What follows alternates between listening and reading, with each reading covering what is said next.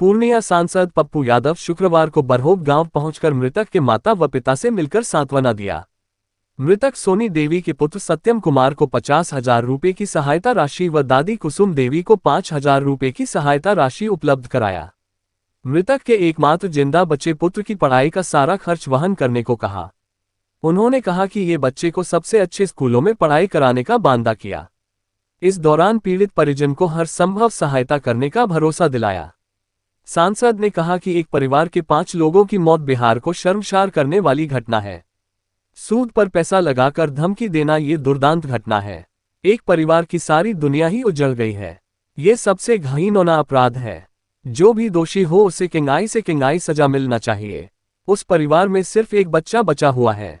इस दुखद मुलाकात के दौरान उन्होंने कहा कि मैं इस बच्चे को एक बड़ा आदमी बनाऊंगा ताकि बड़ा होकर यह गरीबों की मदद कर सके। पप्पू यादव ने इस मौके पर प्रशासन और सरकार पर तीखे सवाल उठाते हुए कहा कि मुझे समझ में नहीं आता कि यह नालंदा है, पूरी सरकार ही यहाँ है, फिर भी 5 लोगों की मौत का कोई असर नहीं पड़ता। यह कोई छोटी घटना नहीं है। जो लोग दशरथ माझी का नाम लेते हैं, इससे भी ज्यादा विदारक घटना है ये।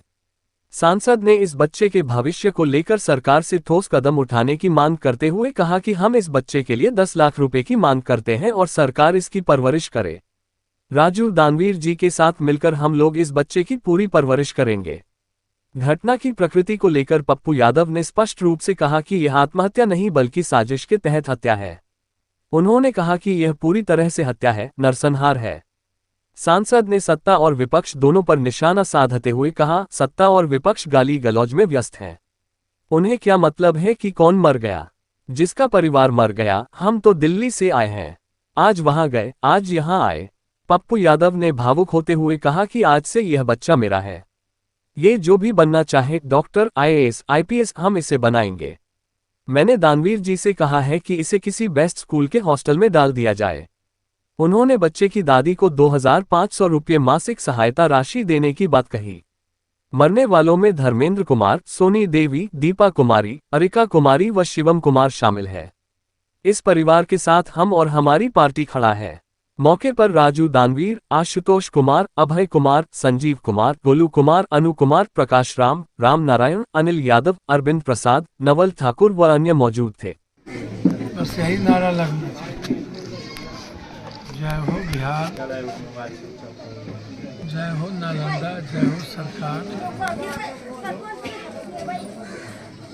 जय हो नेता। इतना बड़ा दुर्भाग्य आज़ाद हिंदुस्तान में 40 सालों से कोई पूंजी निवेश नहीं हुआ गया। गरीबों के जीने का कोई अधिकार नहीं दिया। 3 करोड़ से ज़्यादा लोग पलायन। गरीबों के लिए कोई जगह ही नहीं है। धूल में जमीन नहीं, कट्ठों में कोई व्यापार नहीं। अब इतनी बड़ी घटना, माता पिता भाई बहन सबका चला जाता।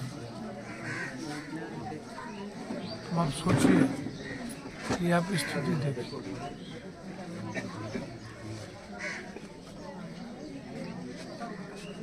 सरकार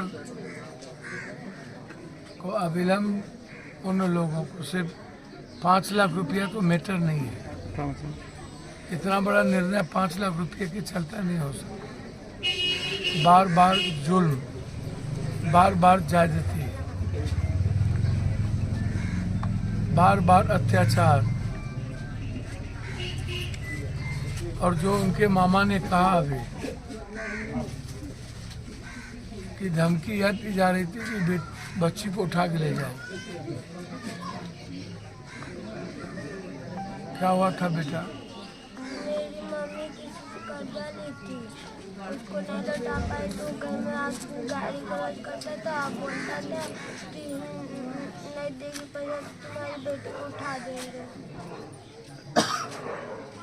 अब आप सोचिए, बैंक से तो कर्ज मिलेगा नहीं। मैं बहुत बड़ा आदमी बनाऊंगा, ताकि ये बड़ा होके गरीबों की मदद करे।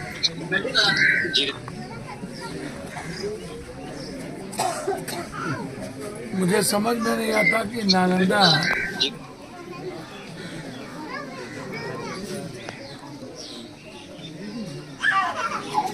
पूरी सरकारी नहीं है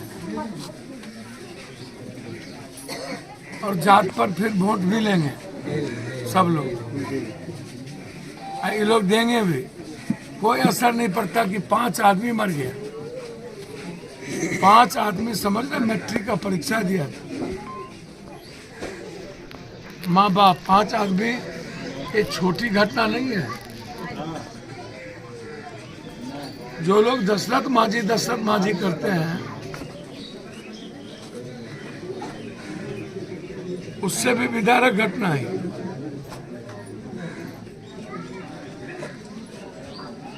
इसलिए हम इस बच्चों के लिए 10 लाख का मांग करते हैं और सरकार इसकी परवरिश करे।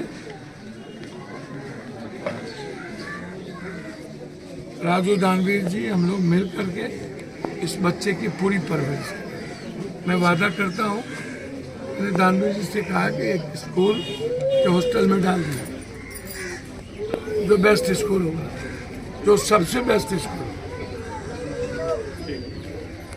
सर, इस घटना को लेकर क्या कहेंगे? हत्या है, साजिश के तहत हत्या है? सर, बेटी को आप सुने नहीं कि धमकी देता था बेटी को उठा के ले जाएंगे?